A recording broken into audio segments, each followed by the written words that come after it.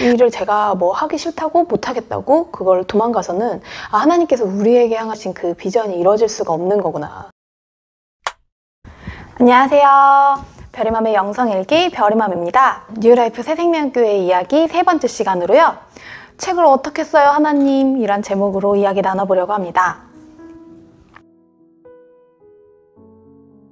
지난 시간에 제가 영적으로도 육적으로도 굉장히 힘들었던 시기를 보냈던 이야기를 나눴었는데요. 하나님의 임재 안에서 치유하심이 있고 또 그런 회복하시는 은혜를 경험했던 걸 나눴었어요. 네, 그러고 나서 이제 보여주시는 장면들이 있었는데요. 한 도서관 같은 곳이었어요. 책이 가득 찬 그 도서관의 한 부분에서 너희 남편이 쓰게 될 책이야 라고 알려주시는 것 같았어요. 그리고 그 옆에 몇 권의 또 책이 있었는데 그건 네가 쓰게 될 책이야. 그리고 예수님께서 저에게 너희 남편에게 가서 책을 써야 한다고 그렇게 말을 좀 전해주지 않겠니? 라고 말씀하시는 것 같았어요. 저도 정확히 이게 언제 이루어질 건지 또 뭐 제가 제대로 본 건지 제대로 들은 건지 잘 모르지만 어쨌든 일어나서 그대로 전했어요. 그때 당시에 저희 남편에게 성령님께서 책을 써야 된다는 감동을 지속적으로 계속 주셔가지고 씨름하고 있던 상태였더라고요.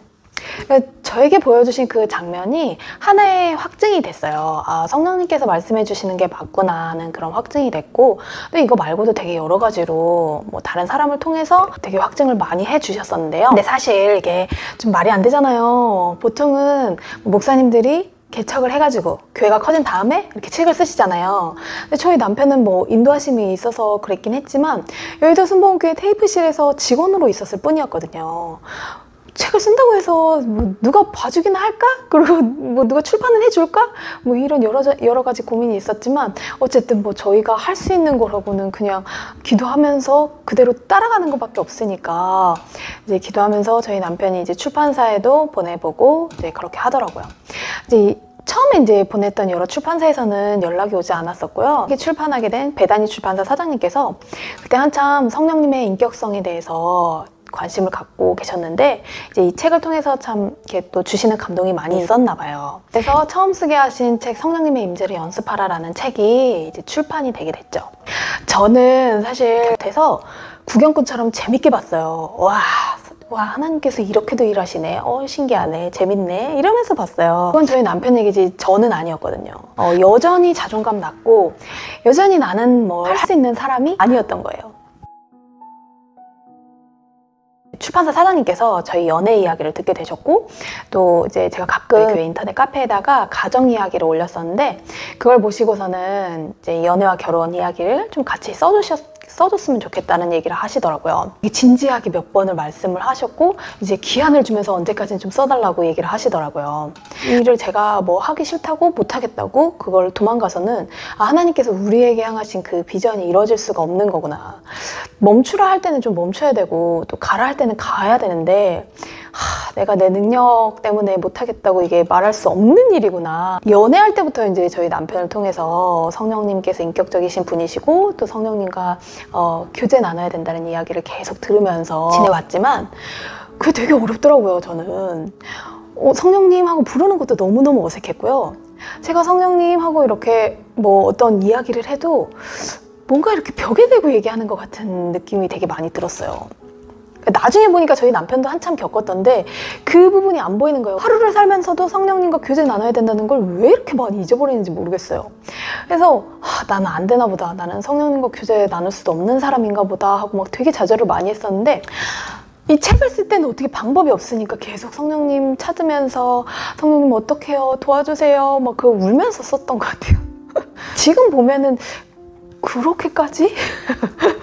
그럴 일은 아니었던 것 같긴 한데 어쨌든 너무 능력이 없다 보니까 그때는 그렇게 했어요. 그리고 이제 나중에 또 출판사 사장님이 의뢰를 해주셔서 어린이를 위한 성령님의 임재를 연습하라 라는 책까지 이제 완성을 했죠. 지금 봐도요 뭐 제가 썼다는 그런 느낌이 전혀 없어요. 저에게는 좀 펼쳐보고 싶지 않고 그냥 가까이 하고 싶지 않은 책.